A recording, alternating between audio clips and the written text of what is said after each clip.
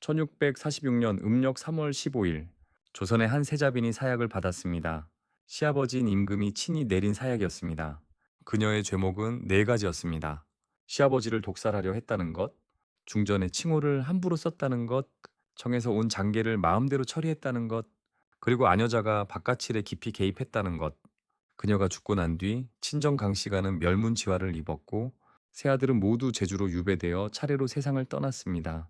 그리고 이 여인의 이름이 다시 회복되기까지 정확히 73년이 걸렸습니다. 시아버지의 손에 죽은 며느리, 73년 뒤에야 이름을 돌려받은 여인, 소현세자의 빈 민회빈 강씨의 이야기입니다. 그녀의 이름은 강씨, 우리에게는 민회빈 강씨 혹은 강빈으로 더 익숙한 이름입니다. 본관은 금천 강씨, 우의정 강석기의 둘째 딸이었습니다.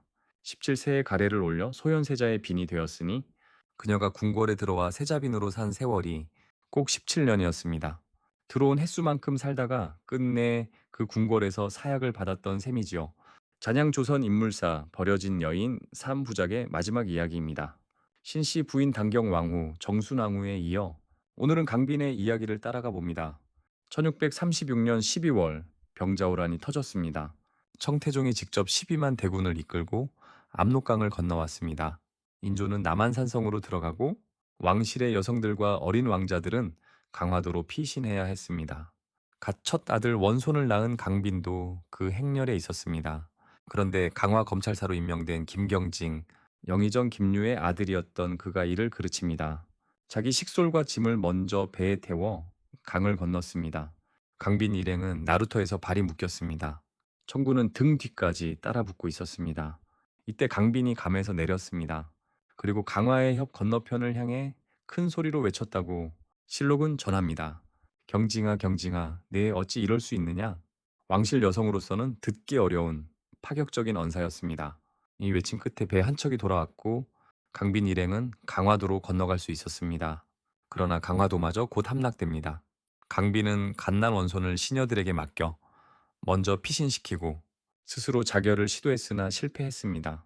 청장수 용골대가 항복의 절을 요구하자 강빈은 궁녀에게 세자빈의 옷을 입혀 대신 절하게 했습니다. 만약 그녀가 직접 절을 했다면 조선의 법도상 그녀는 그날 죽어야 했기 때문입니다. 그녀는 살아남기 위해 옷을 벗었고 살아남기 위해 옷을 빌려주었습니다.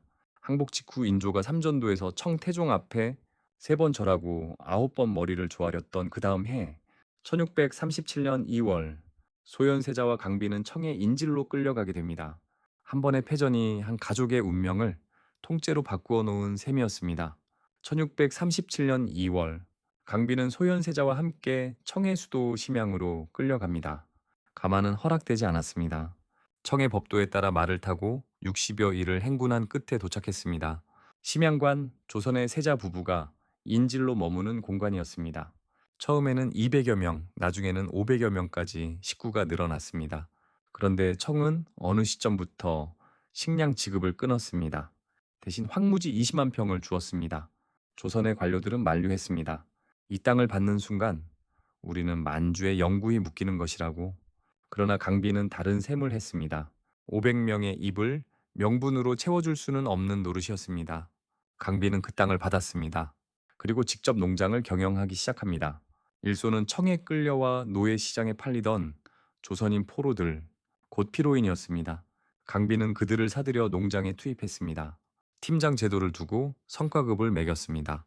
일국의 세자빈이 호미를 들고 함께 밭으로 나섰다는 기록도 있습니다. 200년 뒤 정약용이 여절론에서 그려낸 공동 농장의 풍경이 만주 벌판에서 이미 한번 실현되고 있었던 셈입니다. 몇 해가 지나자 그녀의 농장은 500명의 식량을 대고도 곡식이 남았습니다. 그 잉여 곡식과 조선의 약재, 특히 인삼을 청에 팔았습니다. 그렇게 모인 재산이 쌀 1만 석에 이르렀다고 합니다. 조선 관료 1년 녹봉을 모두 합쳐 2만 석이었으니 그 절반에 해당하는 부였습니다. 그러나 강빈은 그 재산을 자신의 것으로 쌓아두지 않았습니다. 다시 그 돈으로 청에 끌려간 조선인 포로들을 속환했습니다. 수백 명이 그녀의 손을 거쳐 조선의 자유민으로 돌아왔습니다. KBS 다큐는 이를 두고 조선판 쉰들러 리스트라 표현했습니다. 일찍이 김경징의 배가 자신을 두고 떠났던 그 강을 그녀는 이제 다른 사람들의 발 아래 놓아주고 있었습니다. 1644년 청이 베이징으로 천도하면서 강빈 부부도 베이징으로 옮겨갑니다. 그곳에서 그녀는 남당의 예수의 신부 아담샤를 만났습니다. 천주교 서적, 천문학 서적, 천주상과 여지구, 곧둥군 지구일을 받아들고 명나라 출신 천주교 신자 환관과 궁녀들을 데리고 귀국길에 오릅니다. 인질로 끌려간 여인이 8년 만에 돌려보내는 짐 속에는 조선이 아직 본 적 없는 세계가 함께 들어 있었습니다. 그런데 인질 생활 7년 차이던 1643년 한 통의 부고가 도착합니다. 친정아버지 우의정 강석기가 세상을 떠났다는 소식이었습니다. 강빈은 청의 허락을 받아 잠시 귀국해 친정 빈소에 절하기를 청합니다. 신하들도 만류하지 않았습니다. 그러나 인조는 끝까지 거부했습니다. 세자빈이 친정 빈소를 찾는 것은 왕실의 법도에 없다는 이유였습니다. 강빈은 끝내 아버지의 빈소에 가지 못한 채 심양으로 돌아갔습니다. 황현필 선생의 표현을 빌리면 그게 어떻게 임금이고 시아버지냐는 말이 절로 나오는 대목입니다. 그리고 이 거절은 인조의 마음이 이미 며느리에게서 돌아서기 시작했음을 알리는 첫 신호이기도 했습니다.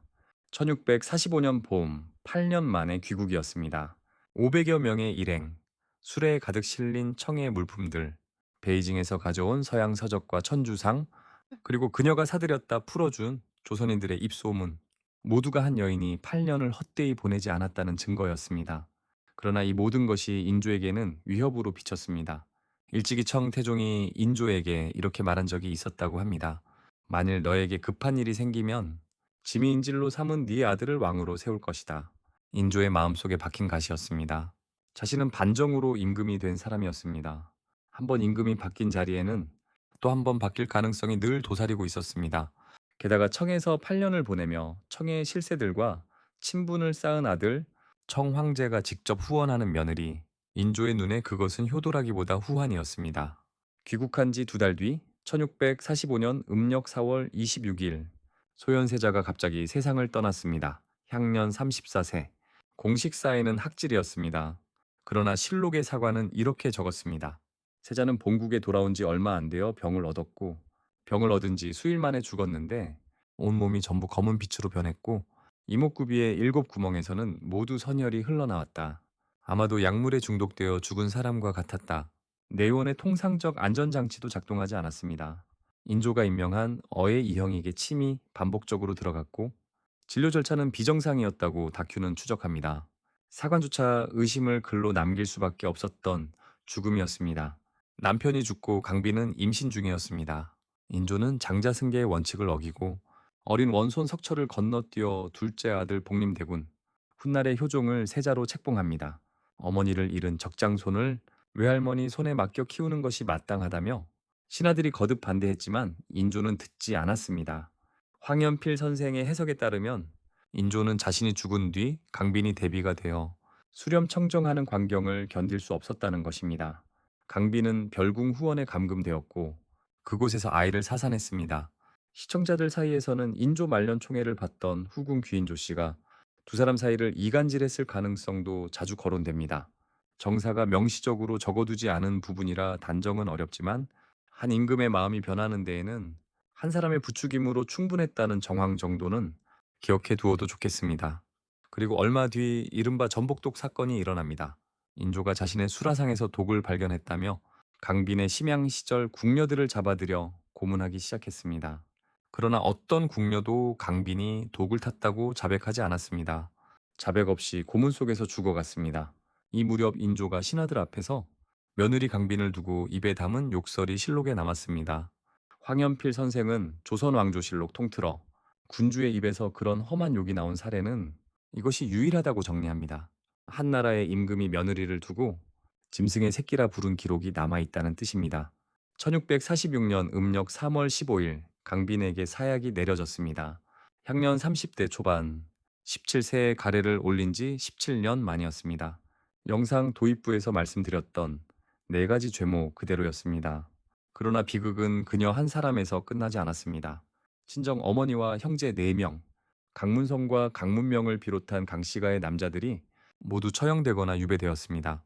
사실상 금천 강씨 친정은 그날로 멸문이었습니다.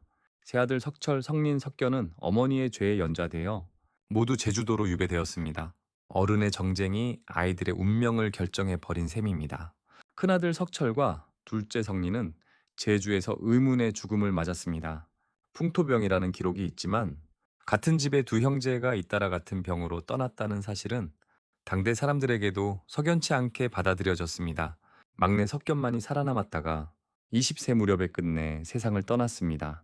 강비는 역적의 신분이었기 때문에 남편 소현세자 곁에 묻히지 못했습니다. 친정 집안의 산 어딘가에 홀로 묻혔습니다. 부부의 무덤이 갈라진 자리, 그것이 인조가 며느리에게 남긴 마지막 처분이었습니다. 그로부터 73년이 흐른 1718년 숙종 44년, 한 임금이 강빈의 억울함을 다시 들여다봅니다. 그리고 그녀의 명예를 회복시키고 시호를 내립니다. 민회빈, 슬픔을 위로한다는 뜻입니다. 17세에 궁궐에 들어와 17년을 세자빈으로 살고 73년 뒤에야 이름을 돌려받은 여인. 단경 왕후는 부인 생활 7년에 왕비 생활 7일을 끝으로 사가로 쫓겨났고 정순왕후는 단종을 따라 평생을 청계천 다리 아래 시들어갔으며 강비는 사약을 받고 친정마저 잃었습니다. 버려진 여인 3부작은 여기서 끝납니다. 그러나 강빈이 심양에서 사들여 풀어준 수백 명의 조선인, 그녀의 농장에서 거둔 곡식, 그녀가 가져온 천주상과 서양 서적들은 73년 뒤 이름이 회복되기 훨씬 전부터 이미 조선의 어딘가에서 잔향으로 남아 있었습니다. 역사를 바꾼 한 사람의 이야기, 다음 영상에서 계속됩니다.